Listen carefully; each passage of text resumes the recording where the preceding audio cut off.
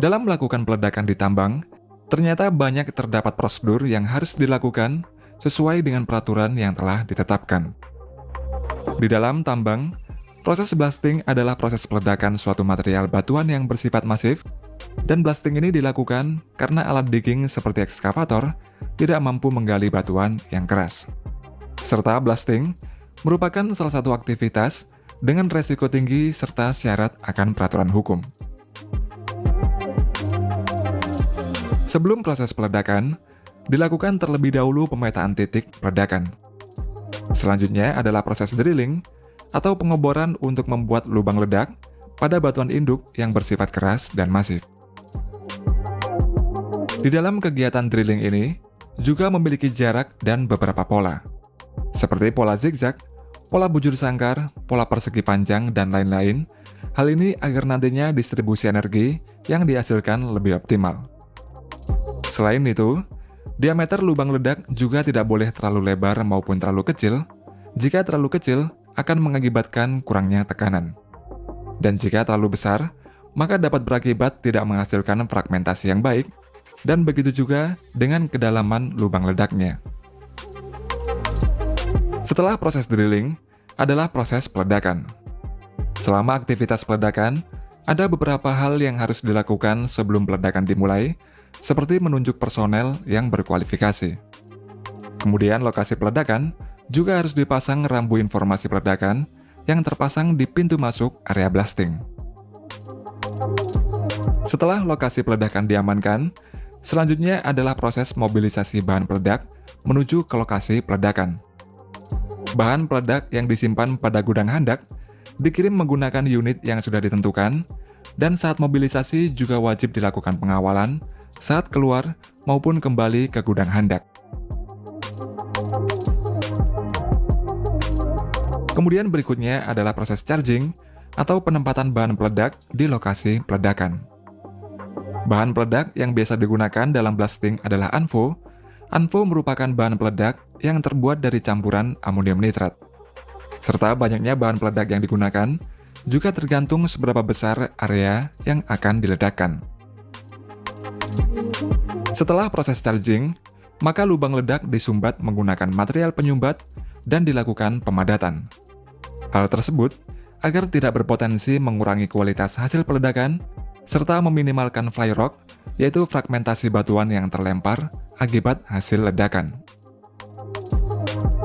Kemudian dilanjutkan dengan tie-up atau proses perangkaian seluruh detonator yang tertanam di lubang ledak, dan dilakukan sesuai dengan pola rangkaian pada blasting design.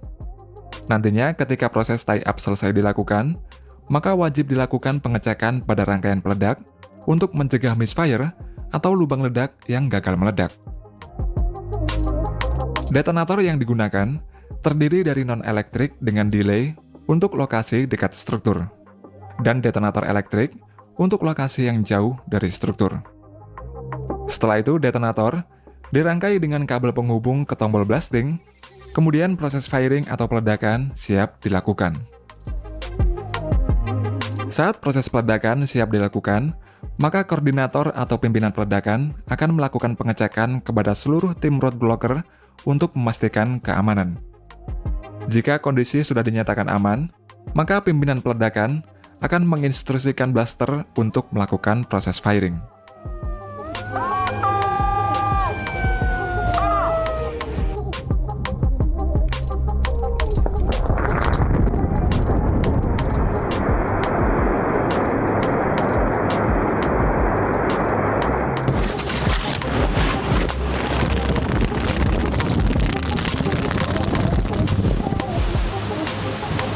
Setelah proses peledakan selesai, dilakukan pemeriksaan pasca ledakan. Jika ditemukan misfire atau lubang gagal ledak, maka akan dilakukan proses identifikasi penyebab misfire tersebut sebelum dilakukan peledakan ulang. Sedangkan jika bahan peledak kelebihan akibat kondisi perubahan di lapangan, maka wajib dikembalikan ke gudang handak. Dan ketika proses peledakan ini telah berakhir, maka operasi penambangan dapat dilanjutkan kembali. Sedangkan untuk proses drilling dan blasting pada tambang bawah tanah hampir mirip dengan proses drilling dan blasting pada tambang terbuka. Dalam prosesnya, yang pertama adalah membuat rancangan titik lubang bornya, di mana titik lubang bor ditentukan dari spacing serta burden pada masing-masing bagian. Titik lubang bor juga ditandai agar lebih mudah dalam menentukan posisi dari titik lubang bor. Dan selanjutnya, titik-titik lubang bor yang sudah ditandai tersebut kemudian dibor dengan mesin pengebor.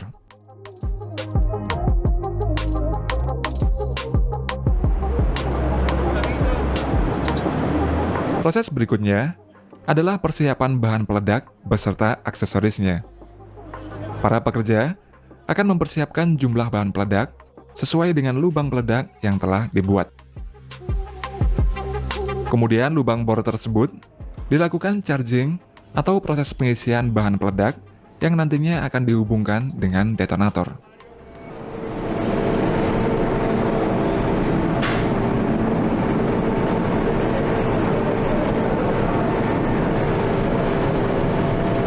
Setelah persiapan peledakan selesai dilakukan, maka area peledakan harus dipastikan dalam kondisi aman. Para pekerja beserta mesin akan berada pada jarak yang telah ditentukan dari area peledakan. Yang kemudian selanjutnya, pemimpin peledakan akan melakukan proses firing.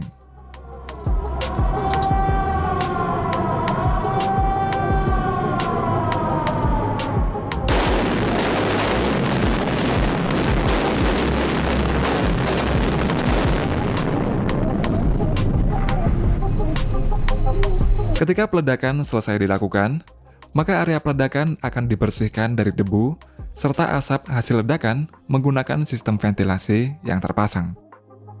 Selain itu, area pasca ledakan juga akan diinspeksi oleh petugas khusus untuk melihat misfire atau lubang gagal ledak. Dan jika sudah aman, maka kegiatan ekskavasi akan dilakukan oleh para pekerja.